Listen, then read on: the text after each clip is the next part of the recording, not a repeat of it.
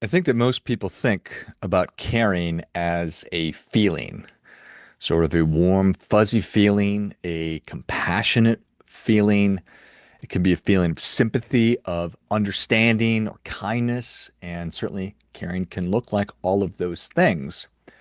But I think that we've made a mistake by assuming that that is the only way that caring shows up, because some of the people who care the most don't look very caring at all. They're the teacher that refuses to lower the standard. And the students resent that person immensely and accuse them of grading too tough. Or that coach who demands that you do one more wind sprint or rep. The parent who insists on responsibility. That we're not going to watch TV anymore, or you're going to get your homework done, or you're going to make your bed. It's a mentor that asks the really uncomfortable question again and again and again.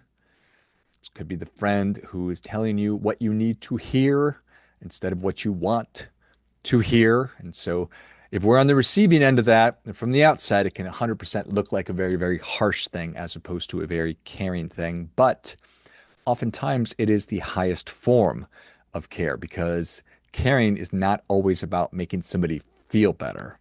Sometimes it's about helping somebody actually become better. And those are very, very much different things. They're certainly not the same thing. And it's certainly something that we've all experienced. Think about the person who saw more in you than you saw in yourself. I can certainly look back and have talked about those handful of experiences, probably a lot more than a handful of experiences, where other people have seen in me things I did not see in myself.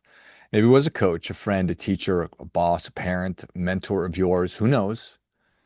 And at the time, it may have seemed like they were demanding more of you or asking too much or just kind of caught you off guard because they may have even challenged you a little bit. They held you accountable. They refused to accept your BS excuses.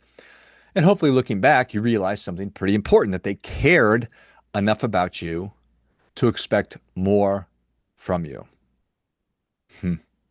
The world expects more of you than it expects from other people. That is a profound and powerful idea, and one that I really like a lot because when you think about it, I think that expectations are most certainly a form of belief. When somebody expects nothing from you, they're telling you that they don't think that you're capable of much. Ouch. That sucks. What is it? The soft bigotry of low expectations. Somebody just says, you know what? That's just George, just the way he is. Versus, hey, George, why don't you get your head out of your blank and start doing what you know is the right thing to do? So when somebody expects more, I think that they're really communicating something very different. It's, I believe you can do this. And that doesn't mean that all expectations are a healthy thing. It doesn't mean that we should just add on expectations for the sake of adding on expectations. It doesn't mean we should be overly critical or just beat up on everybody all the time or try to control them or be impossible to please or hold standards that you just can't expect to actually ever achieve. But it does mean that accountability and care are also not opposite things because a lot of the times they're partners, they're buddies. The challenge and the reality is that caring has a cost. There is a cost to it.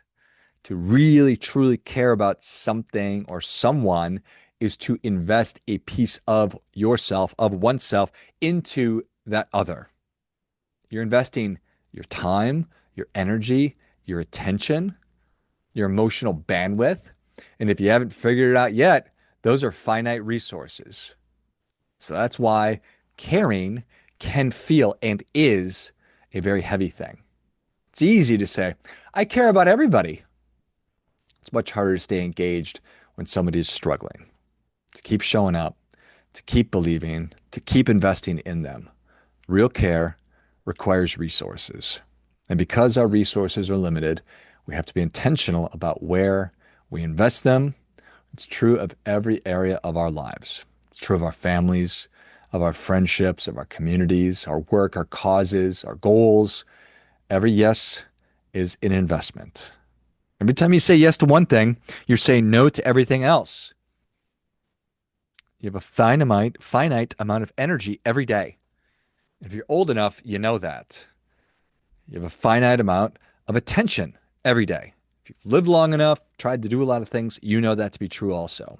So every time you say yes to one thing, your gauge, your fuel tank, your gas tank goes down a little bit. So it's critically important that we get good at recognizing what is worthy of our care because I can't care about everything because then I really care about nothing. It's prioritization. I have to say this is the most important, this is the next most important thing, and that not everything can be the most important thing because every commitment requires resources, which means caring isn't just an emotional thing, it's a stewardship thing, being thoughtful about where and how we're investing ourselves. And here's what I think is most important. Many people spend their lives wanting to be cared for. There's nothing wrong with that. We all need support and encouragement, and we all need people who believe in us. But eventually, maturity invites a different question altogether. A question like, who am I caring for? Who am I investing in? What am I helping to build? Because a meaningful life isn't just about receiving care, it's becoming a source of it. Not necessarily through sweeping grand gestures, not trying to save the world, but through consistent investment in the people and the things that matter the most. An important conversation, teaching a lesson, holding a standard, offering, throwing down a challenge, giving a helping hand, providing a vote of confidence or a moment of patience, and a difficult truth delivered with a little bit of love. These are all forms of care. Maybe that's the real takeaway, that caring isn't just softness. It's not agreeing with everybody. It's not rescuing people. It is an investment. It's being thoughtful about who and what I will care about and for. It's choosing to spend some of your finite time, attention, and energy and effort helping someone or something become better. Better. That may be one of the most meaningful choices that we can make because at the end of the day, what we care about is revealed not by what we say, but by what we invest ourselves in. And isn't that the truth right there? You can say you care about whatever. I care about the environment. I care about my town. I care about safety. I care about my physical health. I care about my relationship. But where's the evidence? Where's the evidence that you really do care about that? Financially, the evidence is in your budget.